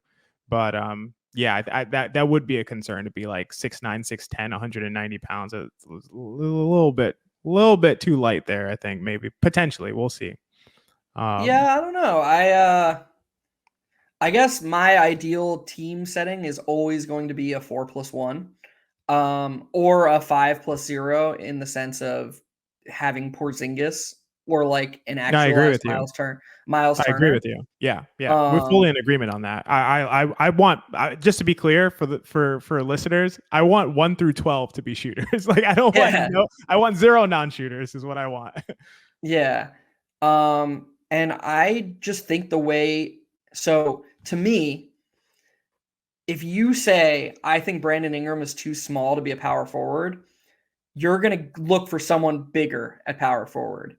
It's really hard to find someone bigger than Brandon Ingram who can also shoot and space the floor. Those players are really rare. Like if you can get like, it's just the weight I'm talking about. So like at 190 is like extremely light. You know what I mean? Like CJ McCollum is 190. Like even RJ is heavier, Hart is heavier. I think all those guys can hold up like boxing. I'm just talking about like boxing out guys. It's like not really about being tall or anything like that. Like I think so you need like PJ Tucker. Yeah, or a guy like that, I guess. I don't think you need a PJ Tucker, but like a guy like that. But my point is that the reason that PJ Tucker bounced from championship team to championship team for like 5 years, like every single team was like, oh, this is the missing piece, is because there's literally like one PJ Tucker. Like it's really hard to find a power forward who doesn't need the ball in his hands, who can space and is also physical enough to get in and defend and defensive rebound. PJ Tucker is like it, like a Josh Hart. Fair. Like that's fair. And so for me, I would, first of all, I think Brandon Ingram's lankiness will help him on the defensive glass at power forward. He's just so tall and got those huge arms. Yeah. But then like if you did what the Knicks did in 2013 and had Tyson Chandler at center, like that's an ideal 4+1 next to Brandon Ingram. You have someone who can just vacuum rebounds, box people out. Or you could go the other way. And you could just play Zion at center and just say, fuck defense. Like, and you could just go all in on crazy offense. That's interesting to me. I don't think they'd ever do that. I would love to see it because it's not my team. So fuck it. Like, we'll see how it goes. No, I mean, you're right. We'll never see it. The coaches are just too like, oh my God, can you imagine like Tibbs trying to coach that team? That'd be the funniest thing ever. Like him just losing his mind every single defensive possession. And this is where the Knicks deserve credit. Like we open the podcast with this. We can kind of end it with this. The Knicks are trying to go small. And they're not just saying, okay, screw it, we're going to take the positives of going small. No, they've said, okay, Tibbs, you value the defensive glass. How can we find a middle ground here? Oh, I've got it. Let's find good rebounding guards. Oh, so we're going to force you to play this small lineup with Josh Hart and RJ Barrett at the 3 and the 4 with Isaiah Hartenstein. But guess what? We're going to give you Immanuel Quickley and Dante DiVincenzo at the 1 and the 2, two of the best rebounding guards in basketball. Yeah, Josh Hart is only 6'4". He's undersized for a power forward. But he's a great defender and he's a great rebounder for his size. All of a sudden, this small lineup where Tibbs in a vacuum might be like, oh, God, like I'm just worried about getting slaughtered on the defensive glass. They've given this lineup the best possible chance of succeeding at the defensive glass. So there are ways if you say, okay, we want Brandon Ingram to play power forward, but we're a little worried about the defensive glass. There are ways to mitigate that. And I'm just going to bring it back to, I always think big picture for people who are listening the first time. This is just how my brain works. I'm a film guy. I'm an X's and O's guy. I have that in me, but I just always zoom out. That's just, I'm going to need I'm going to need XJ to reel me in sometimes, because I'm always thinking long term. The matchup specifically, I just think the Knicks, I know they got killed at MSG by the Pelicans. I forget if it was last season or 2 seasons ago. There was one very frustrating Pelicans home game. I just think they're kind of a good matchup, and I really like the way the Knicks match up on both ends versus them. I agree with you that Jonas' size could be an issue for Mitch on the offensive glass, but I don't really see I think the Knicks have good answers to all the Pelicans' questions, I guess is what I'm trying to say, with Zion as the huge outlier to that, because we just haven't seen it. Yeah, we just haven't seen it. So, although couldn't you just see Julius Randle kind of like taking that matchup personally? Like, Zion wants to be a Knick. And like I could just see Julius Randle being like, "Nah, screw this. Like, I'm the Knick. I'm the power forward of the Knicks, and I'm gonna crush this guy and prove it." That's an X factor. I totally agree with that. I mean, we've seen it before. When Julius gets up for a matchup, we see Super Saiyan Julius. It's definitely it bodes well for the Knicks. So hopefully we see him turn up for Zion. Yeah. So I think that really rounds us out. I do have one last question for you, if you don't mind. Yeah. What's up? So we don't need to do like official predictions, but I'm curious what is your for this upcoming slate, these 3 games, what do you think they're going to do? And then what is like, okay, I would sign for this. And what would be like, oh God, like, I don't want to have to talk about this next week. Like what are the ranges for you? So that's a great question. I mean, we should always probably round out our conversation of the games with this kind of talk, just to sum it all up.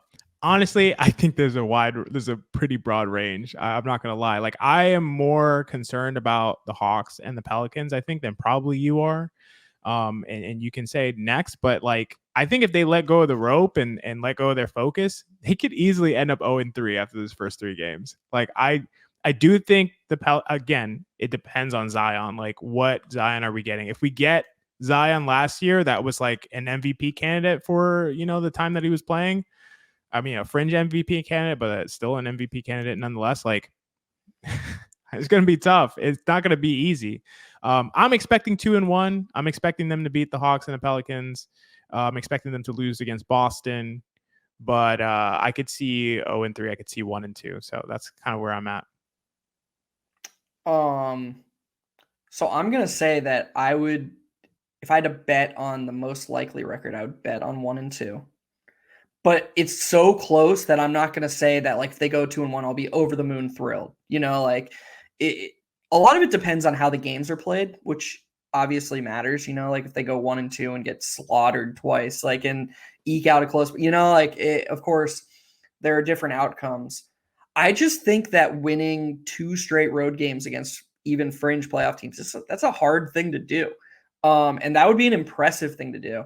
If the Knicks go 2-1 and like fight against the Celtics and then rebound from losing the home opener to beating the Hawks in their home opener and then beating the Pelicans with Zion in New Orleans, I got to assume I'd be pretty happy.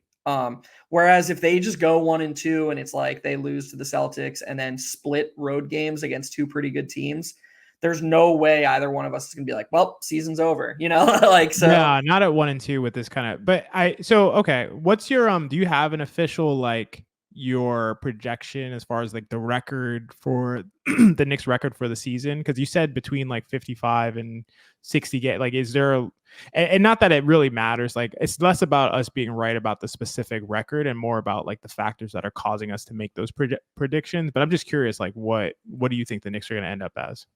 Yeah, I think they're going to go 52-30. So my exact one. That's what I said. Is that what you said?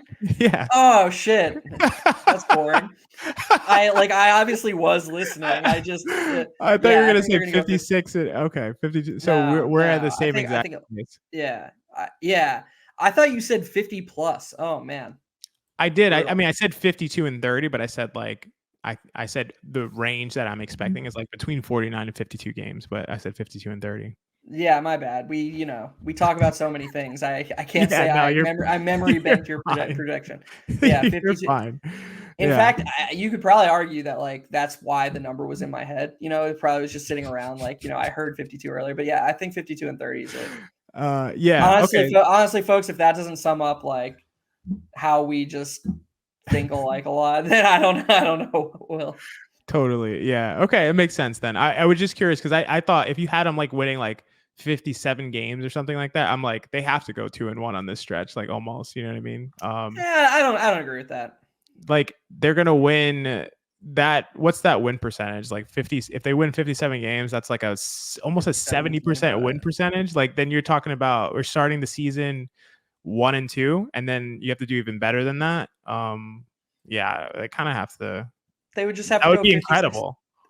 Yeah, but they just have to go 56-23 the other way. That's not like losing road games isn't that big a deal. Like it is a big deal, but like I disagree. Fair enough. That's a 71% win percentage the rest of the season. That's like an all-time great team almost. Not an all-time great team, but like a really elite team in the NBA. Yeah. But you don't have them winning that much, so it's fine. Yeah. Screw it, man. I mean, I could. Yeah, I've said earlier that I do think their high-end ceiling is between 55 and 60. So like I also look, we're going to talk more about it next week. These first 10 games just scare me, man. Like it's rough. Yeah. They have 10 games. I'll read them off here. They're versus Boston, at Atlanta, at New Orleans, home and home versus Cleveland, at Milwaukee, and then a 3-game homestand against the Clippers, Spurs, Hornets. Nice little reprieve against the Spurs and Hornets, but like even in today's NBA, like, oh great, this soft game against Wemby, who's like it's gonna be a show. Yeah. And then they cap it off at Boston again. So that's 2 games versus Boston, 2 games versus Boston, 2 games versus Cleveland, 2 road games against playoff teams in Atlanta and New Orleans, and then a game at Milwaukee and a game versus the Clippers at home. Like 8 of 10 games are. Yeah. So that's what I mean. If they're gonna win like 55 plus games, like how are they making it through that gauntlet early in the season? Like they can't come out of that like even. No, they can. If they go 5-5 in that stretch, I'd feel fine about 55 plus wins. Really? Yeah. That's so interesting. That's like as tough as it gets. Yeah, but then you have to win all the games that you're supposed to win. You have to win. You know what I mean? Like they're gonna lose games that they're supposed to win. They're not gonna win every game that they're the favorite in. Yeah, that's true. So I think you have to win games you're not supposed to win. Like that's the only way to reach that kind of record. I'm just saying I would sign not even related to my 55 to 60 win. Yeah. I would sign right now for 5-5 to open the season. I would as well. Yeah, I would sign up for that. All right. Well, this has been a great first episode. Yeah. I mean, I know I can speak for Geoff when I say we're super excited to have finally launched the Hot Hand Theory podcast and this Hot Hand Theory venture. Super grateful for anyone who is listening or watching right now. Whether it's like a single person who's made it this far into the pod, thank you so much, whoever you are. There's so much great basketball content out there, and we're just hoping to do, our best to contribute with our more kind of like analytical based perspective, and hopefully people enjoy that. So, please like the video on YouTube, rate if you're listening on the podcast. Please subscribe anywhere you're listening. This season we're going to not only do weekly podcasts that will drop every Tuesday, but we're also going to be interviewing amazing guests once a month. That's a thing that we're going to be doing, like truly amazing guests that we have no business getting, being that we're like a brand new podcast.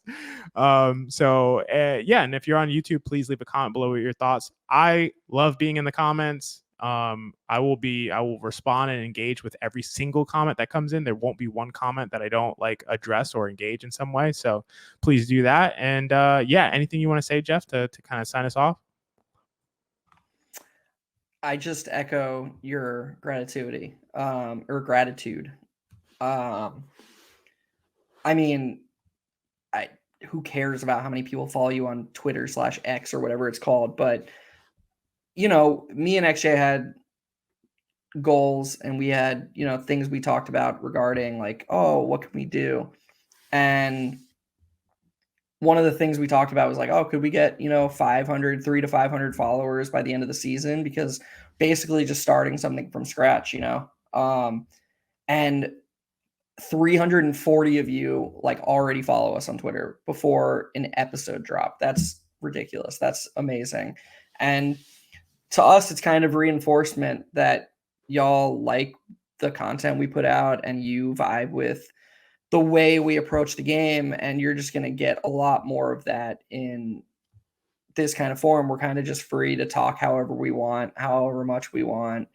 And we love that. And we're going to do the best we can to, talk about stuff with that resonates with y'all. Yes, it's going to be Knicks focused, but as you heard today, like we love the NBA. We're going to be talking about all sorts of teams, and we're just excited to do that. Yes, sir. Couldn't have said it better myself. This has been a Hot Hand Theory. We will see you next week.